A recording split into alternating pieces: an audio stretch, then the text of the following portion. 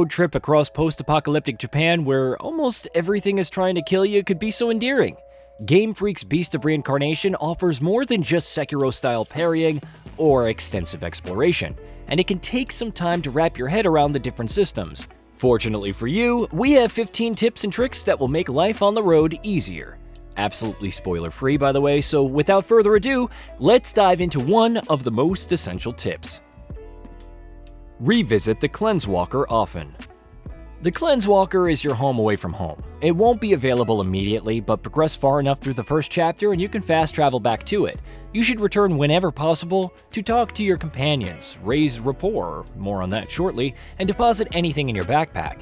It's also great for selling ancient books and golden eggs, and for researching new recipes, skills, ingredients to grow, etc. And if you're only keen on revisiting when a new companion cutscene is available, the campsites littering the world will keep you notified. How to upgrade the Cleanse Walker. Occasionally, you'll pick up golem heads of different colors which don't really do anything for Emma or Coup. They're actually used to upgrade the Cleanse Walker's facilities, with each color corresponding to a different function. For example, blue allows you to further upgrade melee and ranged weapons. It's another excuse to return to the Cleanse Walker, but it's downright essential for progression, especially if you can add a +1 upgrade to any weapon before a boss fight. Collect facility modules. The same goes for facility modules. You can often find them on top of the dilapidated walkers littered throughout each region, and they're used to increase the number of spots for rearing chickens or growing ingredients. Since Coup calls out their location at every turn anyway, they're worth going out of your way for. Building rapport with Coup. When petting Coup, taking a shower to rinse all the blood and dirt off, or feeding him regularly, you build rapport. It may be enough to just see the giant fluffball happy, but rapport goes even further, increasing the number of skill slots.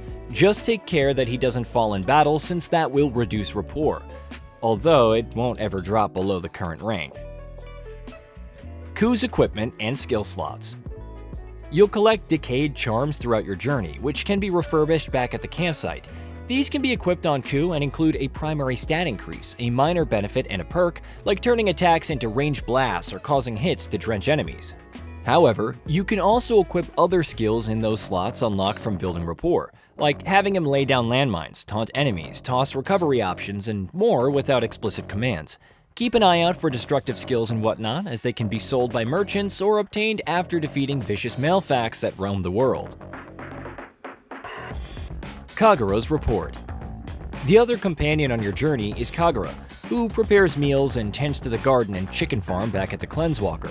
The meals can provide temporary stat boosts, which are more potent the first time you eat them, but there are other reasons to build rapport. She provides you with rations when setting out that fill the hunger bar for both Emma and Coup. When full, they'll passively regenerate health. The higher the rapport rank, the more rations provided, allowing you to save any ingredients found for future meals.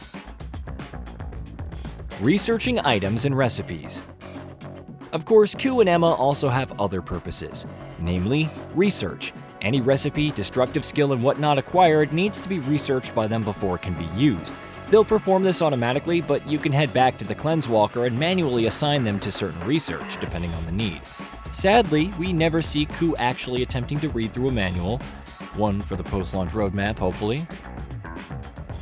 Full Bloom.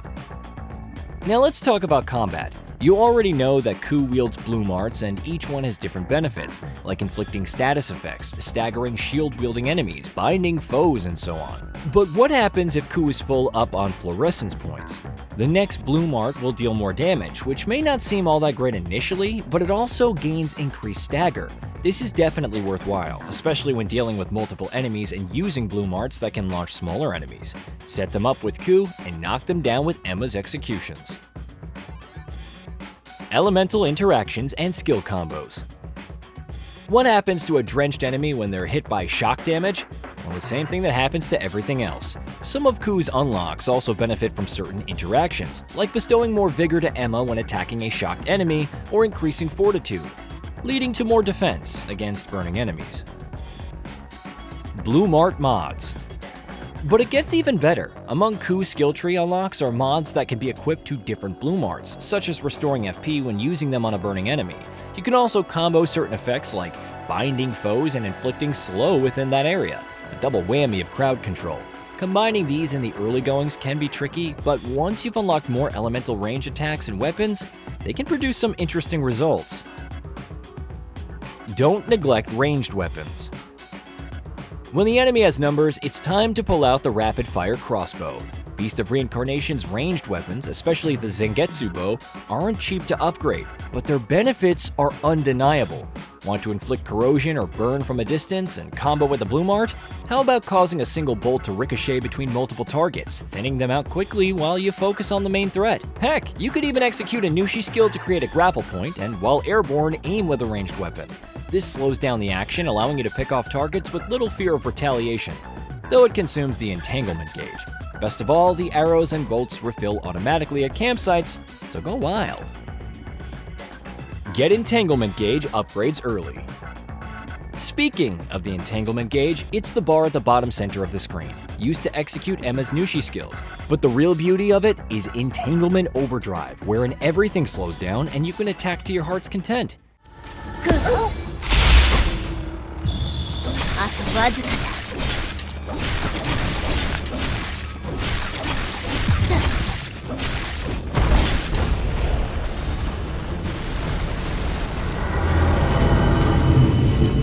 Or until the gauge runs out. So upgrade your strength attribute early on, spend skill points to unlock the node, and then upgrade the number of segments on the gauge to make it last longer.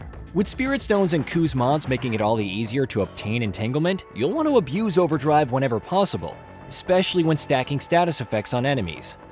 Also, as a side note, when facing Golem enemies, don't just attack them immediately after activating Overdrive. Instead, circle and attack their backs for bonus damage. The yellow portion of the gauge refills automatically, so use it with Blade Art Shakiyaku to quickly close the distance and take down weaker enemies. Split some helms. Life without Helm Splitter is awkward, to say the least. All these grapple points, and yet Emma simply slashes in the air, sometimes overshooting a target. So after Overdrive, get Helm Splitter as soon as possible by leveling up Vitality. It allows Emma to slam down and deal damage in an area, perfect against crowds of enemies, especially when building stagger. Pounce, Coup. Pounce.